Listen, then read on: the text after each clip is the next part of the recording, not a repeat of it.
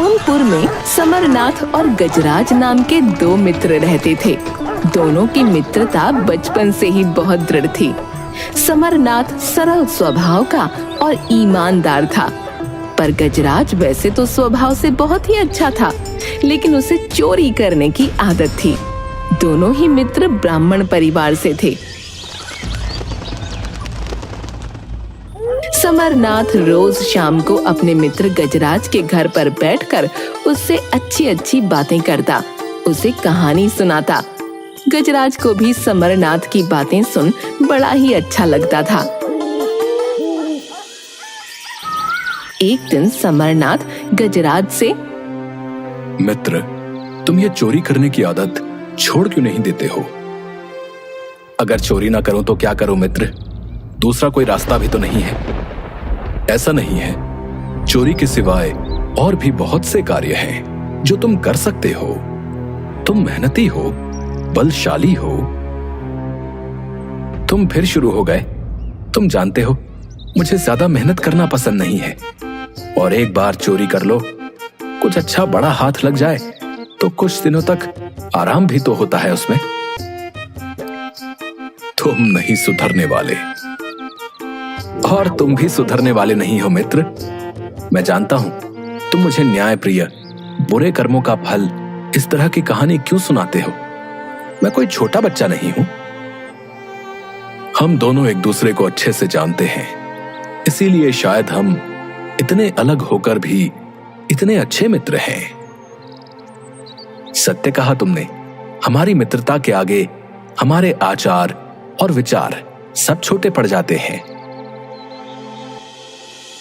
बहुत समय तक समरनाथ गजराज को नैतिक कहानियां सुनाता रहा, क्योंकि वो जानता था कि एक न एक दिन गजराज पर इन बातों का असर जरूर होगा, और ऐसा हुआ भी। एक दिन गजराज और समरनाथ बैठे हुए बातें कर रहे थे। मित्र, तुम्हें पता है, कल रात में सिपाहियों के हाथ आते आते बचा। क्या हो गया था? विस्तार से बताओ। कल मैं चोरी करने नगर के सेठ के घर गया था। मैं जैसे ही सेठ के घर के अंदर गया, वैसे ही सेठ की पत्नी को न जाने कैसे पता चल गया कि घर में कोई है, और उसने जोर से शोर मचाना आरंभ कर दिया। फिर क्या हुआ मित्र? तुम वहां से कैसे बाहर निकले? बस मित्र, तुम्हारे भगवान ने ही कल मुझे बचा लिया। मैं जैसे ही वहां से भागने लगा, मेरा हाथ पैर किसी ने पकड़ लिया और मैं गिर गया। तभी उस कक्ष का द्वार खोलकर सेठ और सेठानी कक्ष के अंदर दाखिल हुए। मुझे नहीं पता क्या हुआ और कैसे हुआ, परंतु अगले ही पल मुझे ऐसा लगा जैसे किसी ने मुझे उस बंधन से मुक्त कर दिया हो। मैं वहां से उठा और सीधा बाहर की तरफ भागा। अब फिर क्या हुआ? जैसे ही मैं बाहर आया, वैसे ही मैंने देखा कि शोर सुनकर सिपाही सेठ के घर की तरफ आ रहे हैं। वो तो भला हो उस भिखारी का, जिसने मुझे खींचकर अपने कंबल में छुपा लिया। शुक्र है भगवान का जो तुम सही सलामत वापस आ गए। मैंने तुम्हें बार बार समझाया है कि ये चोरी करना छोड़ दो, परंतु तुम तो मेरी बात मानते ही नहीं हो। नहीं मित्र, कल तो मुझे सच में ऐसा लगा कि आज मेरे जीवन की आखिरी चोरी है। शायद मेरे कर्मों का फल भी मुझे दिखने लगा था, परंतु न जाने कैसे मैं उस बंधन से मुक्त हुआ और कहां से वो भिखारी आ गया। ये सब शायद तुम्हारी संगत का ही असर है, जो आज मैं तुम्हारे सामने सही सलामत बैठा हूं। फिर तुमने क्या विचार किया? किस बारे में? अभी भी यही पूछ रहे हो? किस बारे में? मैं समझ गया। मैं तुमसे वादा करता हूं कि मैं आज के बाद कभी चोरी नहीं करूंगा, परंतु एक चीज जरूर कहना चाहूंगा। बोलो मित्र, क्या बात है? मैं सिर्फ साल में एक बार दिवाली के दिन चोरी करूंगा। ठीक है,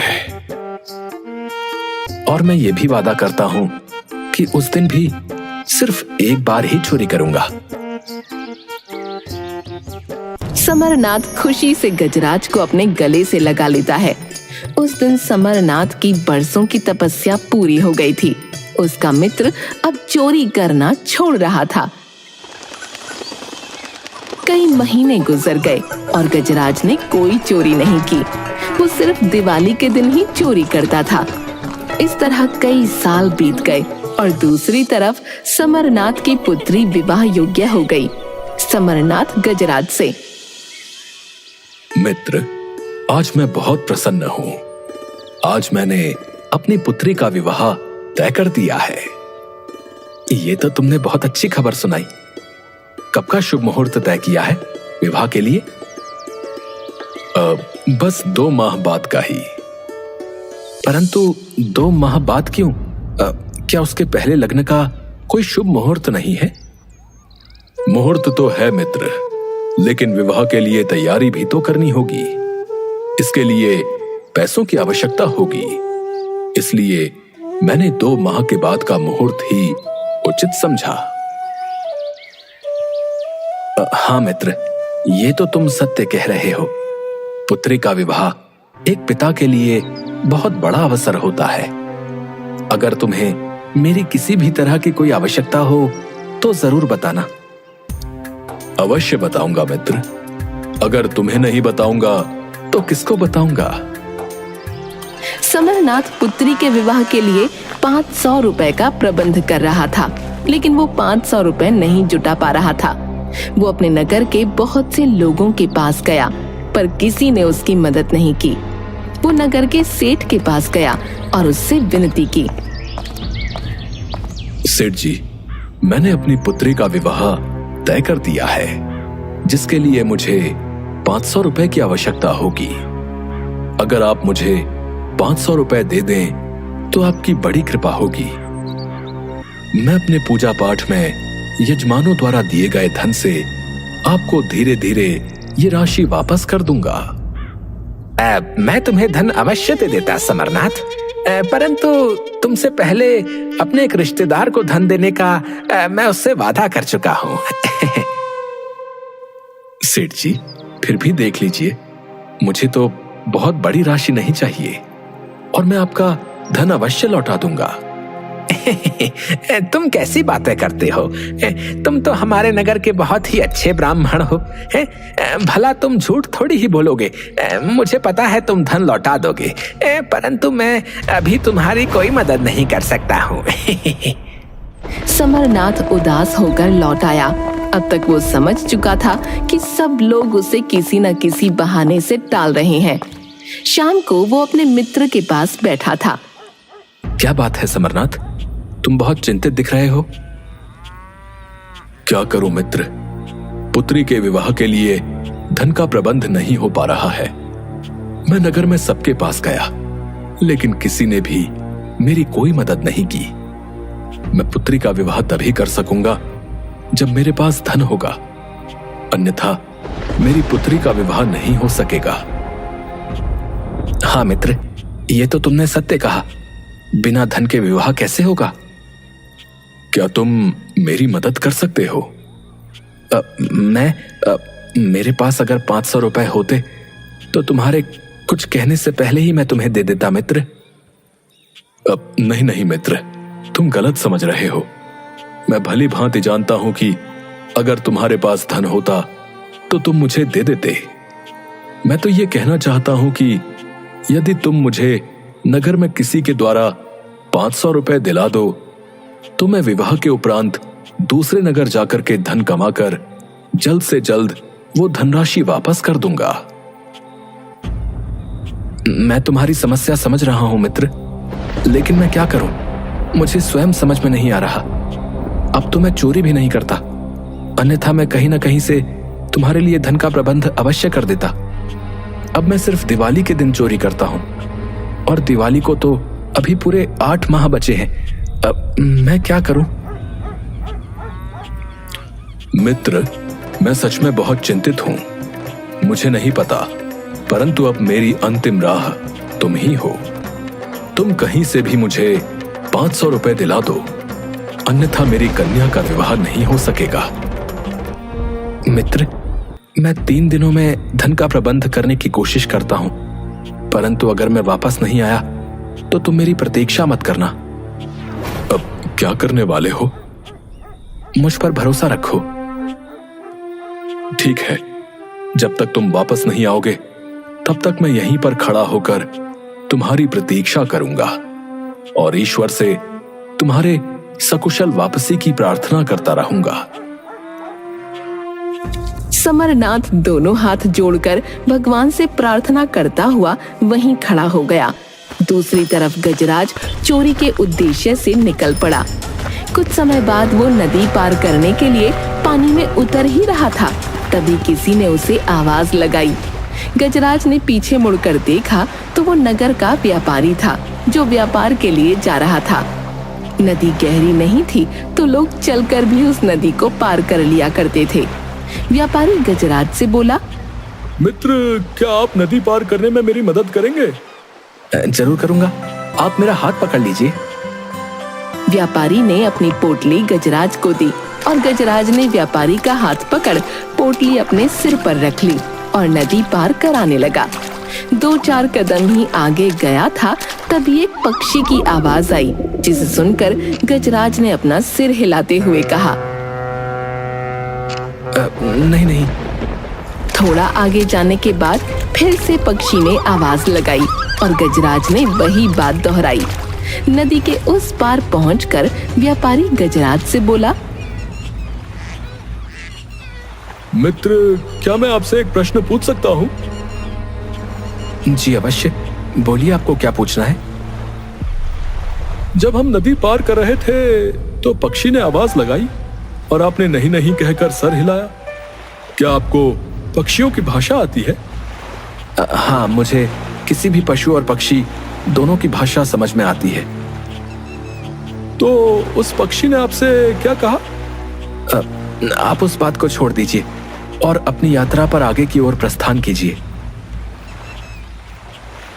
परंतु मैं इस बात को जानने के लिए बड़ा उत्सुक हूं कि पक्षी ने आपसे क्या कहा। ठीक है, अगर आपका यही हट है तो मैं आपको सच बताता हूं, परंतु उसके पहले आपको अपने हाथों में जल लेकर ऊपर की ओर आकाश को देखते हुए प्रतिज्ञा करनी होगी कि मैं आपसे जो भी कुछ कहूंगा आप वो किसी को नहीं बताएंगे। ठीक है, आप जैसा कहते हैं मैं वैसा करूंगा।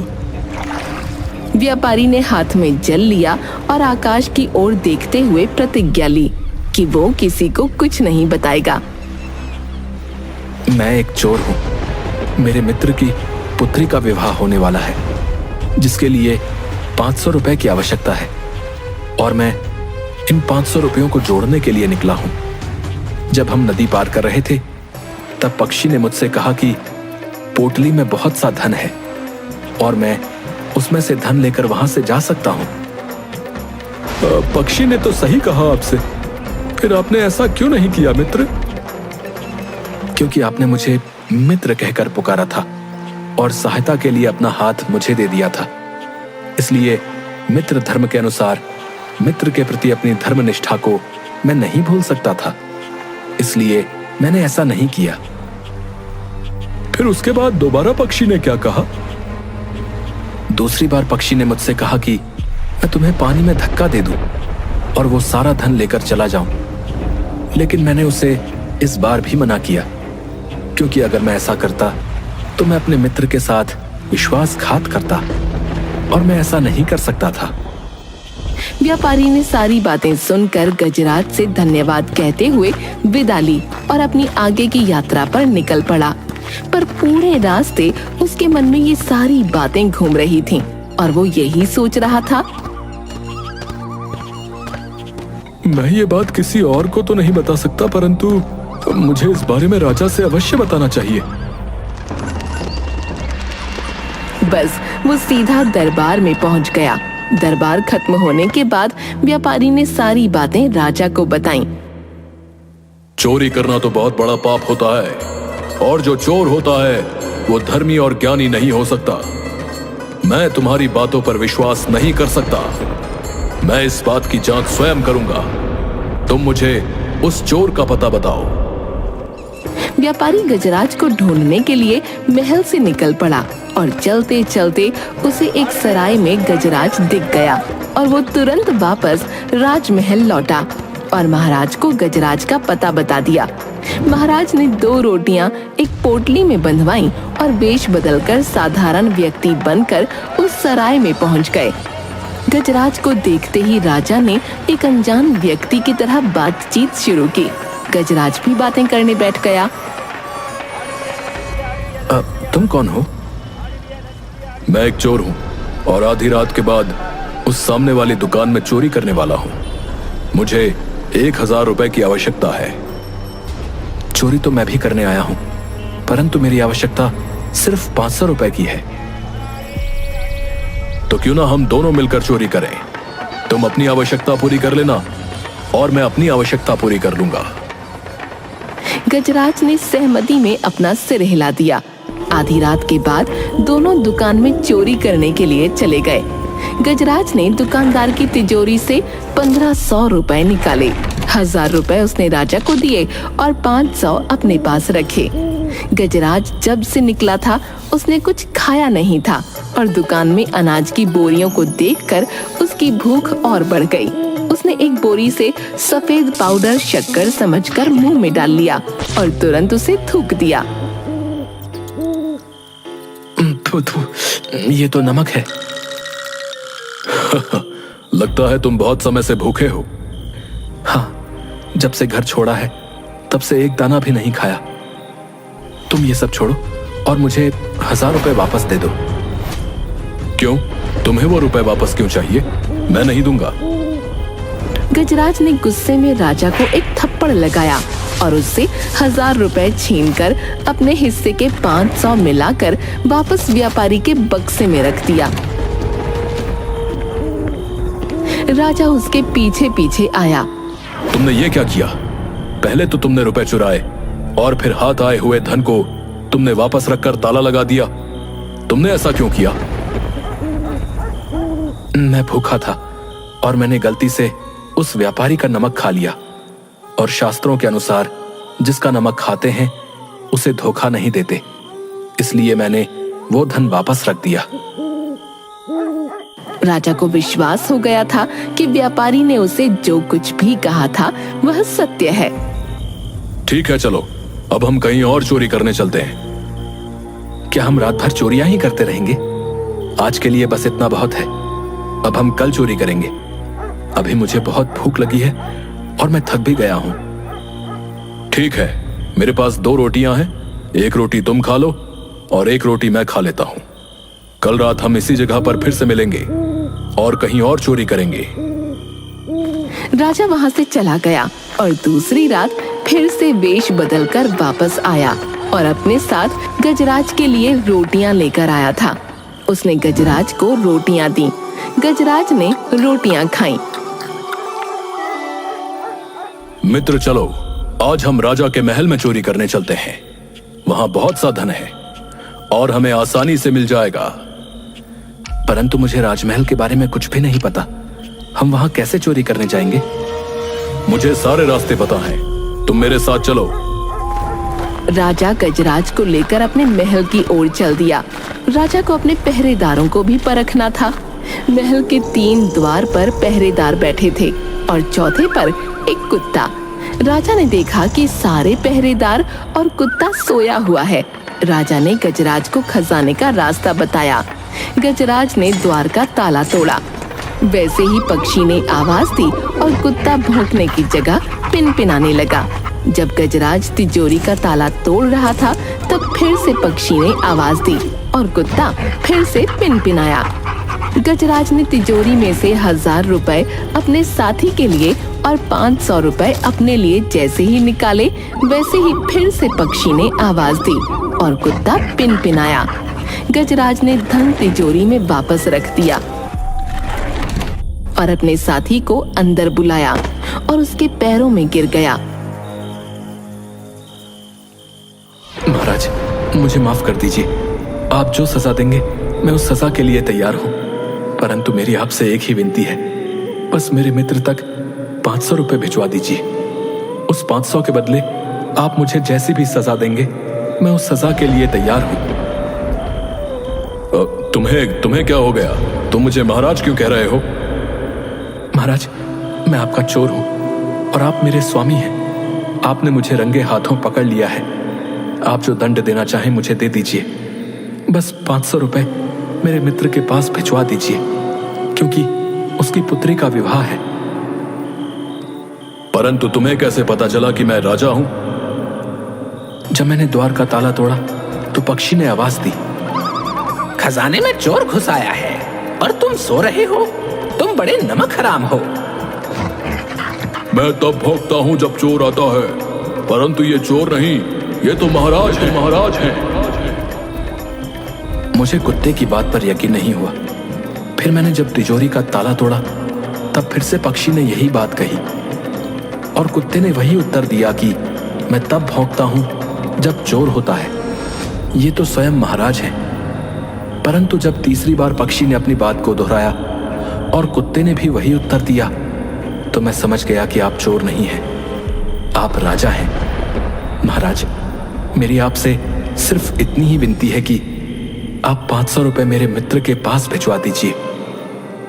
मेरे लिए आप जो भी सजा तय करेंगे मुझे वो मंजूर होगी।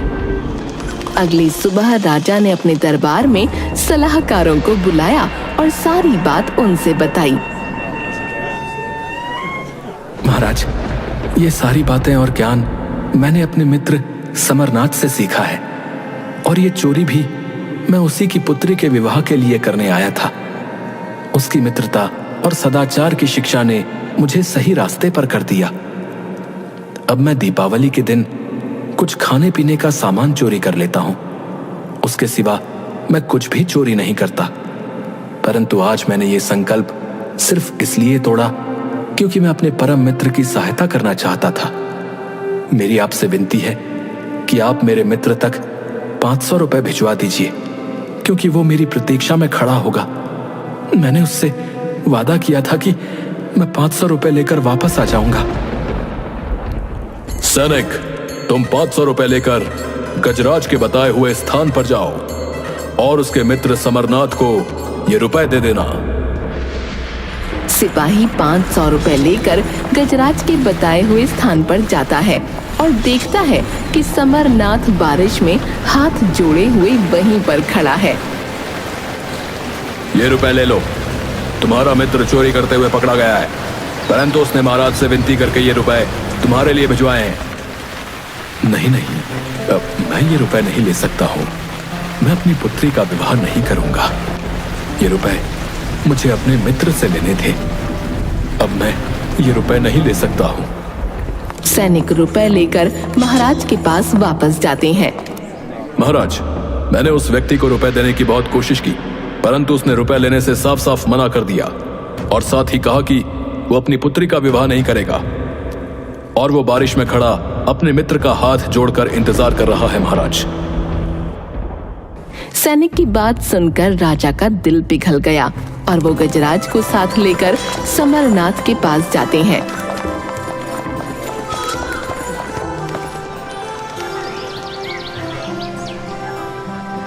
और 500 रुपए देते हैं। उन पैसों से गजराज और समरनाथ मिलकर समरनाथ की पुत्री का विवाह खुशी खुशी संपन्न करते हैं। इस तरह अच्छे व्यक्तियों का साथ होने से हमारी कुबुद्धि भी सुबुद्धि में परिवर्तित हो जाती है।